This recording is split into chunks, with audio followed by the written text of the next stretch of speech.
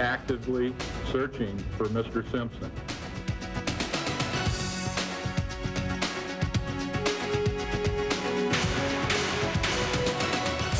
This week, CNN presents The Year in Review, 1994. It was a year of change, a year of conflict, a year where bitter enemies of old took a new chance at peace. Hello, I'm Bernard Shaw.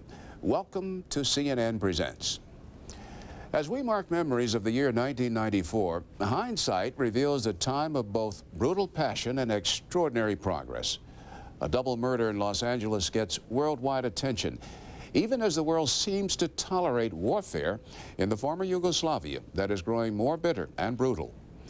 Barriers to free trade come crashing down, even as nations raise new barriers to waves of immigrants crossing international borders. For the world's politicians, this was a year of major trials and turmoil, and one where the public demanded a massive changing of the guard.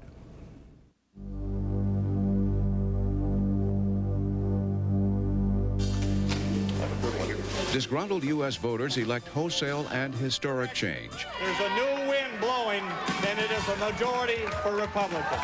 Voters sweep Democrats from power in midterm elections and give Republicans control of the House and Senate for the first time in 40 years. I mean, if this is not a mandate to move in a particular direction, I would like somebody to explain to me what a mandate would look like. The vote means a changing of the guard. Georgia Newt Gingrich is poised to become House Speaker. Kansan Robert Dole, the Senate Majority Leader. Mr. President, well, thanks very much. I've been saying the last few days, whatever happened, I wanted to let you know right up front that we want to work together where we can. And among the Democratic casualties, Tom Foley, the first House Speaker to lose an election since the Civil War. Not all the news is grim for Democrats. How sweet it is! Virginia Senator Charles Robb holds off conservative challenger Oliver North, best known for his role in the Iran-Contra affair. And Senator Dianne Feinstein narrowly defeats Republican Congressman Michael Huffington, who spends $28 million of his family's oil and natural gas fortune. The Senate race is the most expensive ever. GOP gains extend beyond the Capitol. Republicans get control of 11 executive mansions held by Democrats. One of the governors ousted is Mario Cuomo, New York's voice of liberalism. George Pataki is the next governor of the state of New York. Tonight, the people of this state spoke loudly and clearly that they want change. In Texas, Republican George W. Bush, son of the former president, upsets incumbent Governor Ann Richards. His brother Jeb loses the governor's race in Florida. Democratic losses come despite a frantic week of campaigning by the president. Republicans and some Democrats call the election results a repudiation of Mr. Clinton and his policies. We didn't do what the people wanted us to do. They were not aware of what we had done. I must certainly bear my share of responsibility, and I accept that. On Capitol Hill, a year of promise turns to one of frustration for the president. If you send me legislation that does not guarantee every American private health insurance that can never be taken away, you will force me to take this pen, veto the legislation. Mr. Clinton's #1 legislative priority is health care reform, but his plan meets stiff opposition. more cost, less choice, more taxes, less quality, more government control. Government-controlled health care. Congress can do better than that. They will if we send them that message. The President and First Lady lobby, sometimes emotionally, without success. And it's an issue that I think we should not rest as a country until we deal with. Under the rules of the Senate, a minority can obstruct the majority. This is what happened to comprehensive health insurance reform. Mr. Clinton's biggest legislative victory is the crime bill. The president outguns conservative Republicans and the National Rifle Association to win a ban on 19 assault weapons. The weapons of choice for drug traffickers, gang members, paramilitary extremist groups are these assault weapons. President Clinton and high-ranking administration officials spend much of the year dogged by ethics questions. 2 successive independent consuls and several congressional committees look into Whitewater, the Clintons' troubled Arkansas real estate investment. I welcome this investigation, and it will vindicate what I have been saying all along. Do you solemnly swear? Top aides deny interfering with a federal investigation involving a partner in Whitewater. But at the end of this hearing, we are confident that you will conclude that no one did anything wrong, that we have served our president and our country to the best of our ability. Also, a former Arkansas state employee, Paula Jones, files a sexual harassment suit against the president. It was just humiliating for someone of that nature. So you're supposed to trust somebody like that. Her allegation? Mr. Clinton made unwanted sexual advances when he was governor of Arkansas. This complaint is tabloid trash with a legal caption on it. Bob Bennett spoke for me, and I'm going back to work. I'm not going to dignify this by commenting on it. 1994 has bizarre moments for the president as well. In September, a man crashes a single-engine plane on the south lawn of the White House, an apparent suicide. A month later, a gunman sprays the White House with bullets from a semi-automatic weapon. No one is hurt. President Clinton ends a tough year with less power to govern and less political prestige. I pledge today to work with all the members of the Congress, and especially the new Republican leadership. I, Nelson Rolihlahla Mandela, do hereby swear. In South Africa, a new day. The nation's first ever all-race elections bring a peaceful end to more than 3 centuries of white rule. So help me God.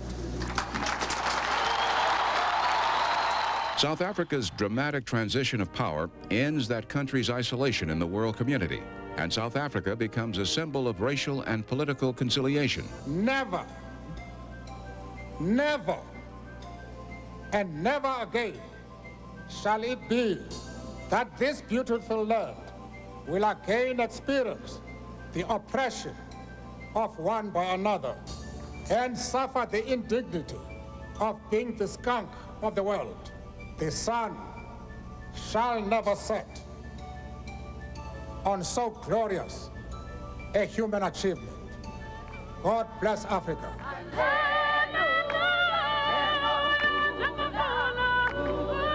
Nelson Mandela, jailed for much of his life for treason, calls for unity as he celebrates his country's historic dance into democratic rule. In Mexico, violence rattles the political world.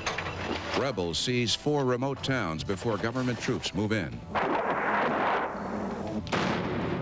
Army troops crush the rural uprising prompted by the North American Free Trade Agreement. 2 months later, leading presidential candidate Luis Donaldo Colosio is assassinated at a campaign rally in Tijuana.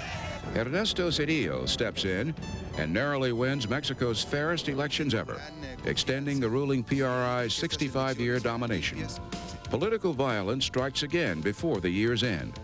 The PRI's Secretary General is gunned down outside party headquarters. In Japan, turmoil. Tsutomu Hata becomes prime minister after a personal loan scandal forces out reformer Morihiro Hosokawa. Hata himself resigns 2 months later when his fragile coalition falls apart, leading to a familiar scene. Another vote in Parliament, another prime minister. Socialist Tomichi Murayama is elected prime minister, the first socialist prime minister in nearly half a century. West Germans narrowly return Chancellor Helmut Kohl to power, electing him to an unprecedented 4th term as chancellor. But Mr. Kohl's center-right party majority in Parliament is now razor-thin. In democracies around the world, change is the one constant, and with it, hope. Ignition sequence start. 177,000 miles. Together in an era of self-doubt. It's one small step for man. For mankind. For your valor, your courage, your pioneering spirit, and for being all things are possible. We are deeply in your debt. Thank you very much.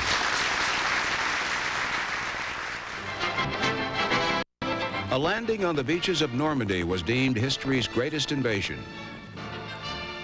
Earl Draper Infantry Regiment. 50 years later, veterans of the Allied forces invade Normandy. That wave in Southampton, England, saw my brother. He died here on Omaha Beach. That we can be here today proves that it... So remember, only you can prevent forest fires. Also, section as at Killick's tribe, the massacres war. Bodies fall by the wayside as the fighting creates a refugee crisis. Both Hutu and Tutsi flee to camps in Zaire, and thousands more die. The United States belatedly joins the relief frustration. We cannot solve every such outburst of civil strife or militant nationalism. It is a failure not only for the United Nations, but it is a failure for the international community. And all of us is failure. Mr. Clinton may have been thinking about Somalia, where in March, 2 weeks before violence broke out in Rwanda, the U.S. ended its mission. On arrival 15 months before, U.S. troops suffered 30 casualties in combat. A year for anniversaries. Roger, it's distinctly smaller. You're now 177,000 miles out, over. 25 years ago, man began to master the stars, and a lunar landing was the singular event that would bring America together in an era of self-doubt. That's one small step for man, one giant leap for mankind. For your valor, your courage, your pioneering spirit, and for being here today to remind us again that all things are possible. We are deeply in your debt. Thank you very much.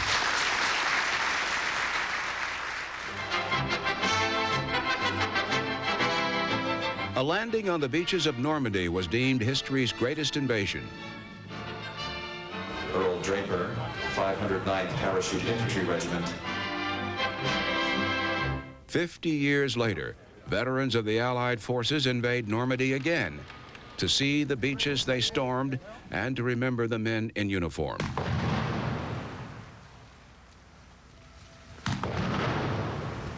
That wave in Southampton, England, was the last time I saw my brother.